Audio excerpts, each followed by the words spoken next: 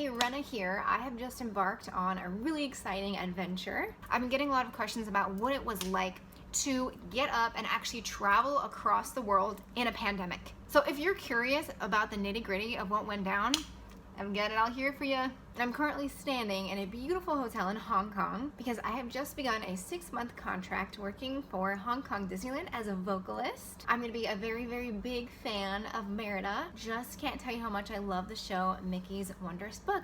Big, big fan. My first emotion when I found out I had been offered this job was thrill, joy, enthusiasm, shock, wonder, gratitude. Yes.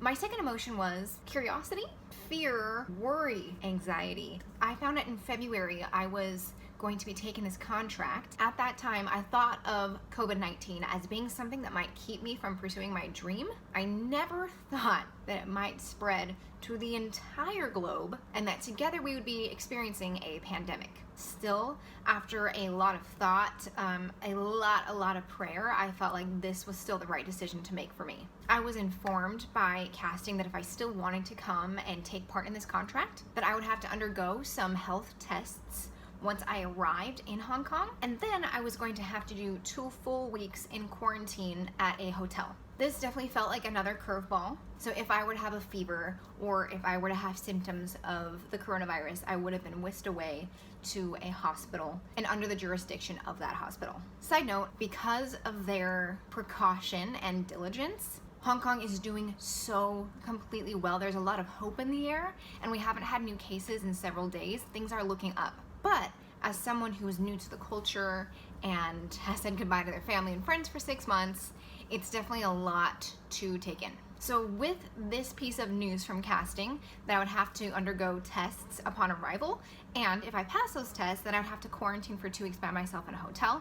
I still decided through prayer and, yeah, mostly prayer to be totally honest. I thought, okay, I'm feeling like this is still the right choice for me. What the heck? I'm gonna take the adventure. I'm gonna be brave, and I'm gonna go for it. Unfortunately, with small details like a pandemic, now things were changing in Hong Kong every single day. 2 days before my flight, they changed the travel advisory from a 3 in Hong Kong, which means only essential travel, to a 4, which means do not travel. I thought, well, okay, this is it. My flight is definitely gonna be canceled.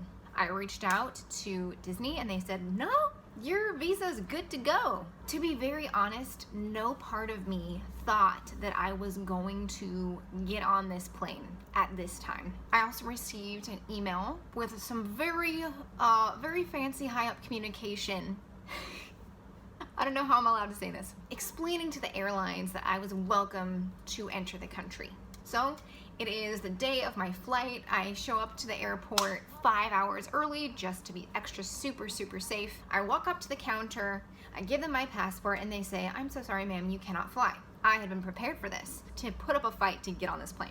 Even though I, in my brain, had the golden ticket of this fancy email from someone very fancy saying, hey, she's welcome, guys, let her on through, the airline was not buying it. They said since it wasn't addressed to them, but to the Disney company, that they could not accept it, and I would have to wait to the side and they would have to hear from Hong Kong immigration before the cutoff of baggage checking and checking in, all that good stuff. No pressure. We watched that secret security door and wondered, okay, are they gonna come out? Are we gonna go? Are we not gonna go? At this point, I'm really thinking we're not gonna make it. I thought we weren't gonna make the time limit, and I thought there was no way that Hong Kong, the government, would get back to us. But miracles happen because one of the security guards came out and said, hey, right this way. Plus, a little happy snippet that I don't want to forget is I had prayed that I wouldn't have to pay for extra baggage and that I would get my own row in the airplane for safety and health isms.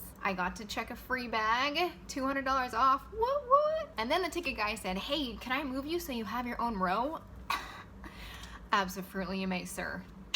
Went right on through, said a really quick goodbye to my parents because at this time I wanted to make my plane. My brother was so sweet at LAX. He stayed on the ground and watched me go through security.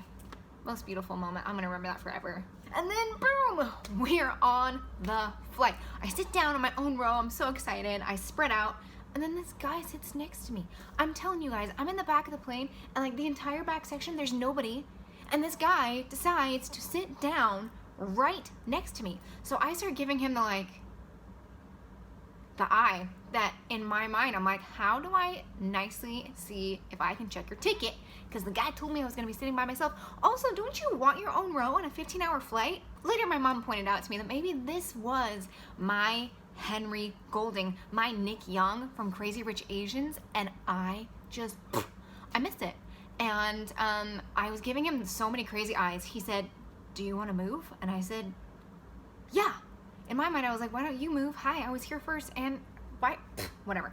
I moved. Guess what? I laid down in my seat, which has been a bucket list thing for me, and I slept for 8 hours. It was amazing. Very nice flight. Now, my friends, is when it got interesting.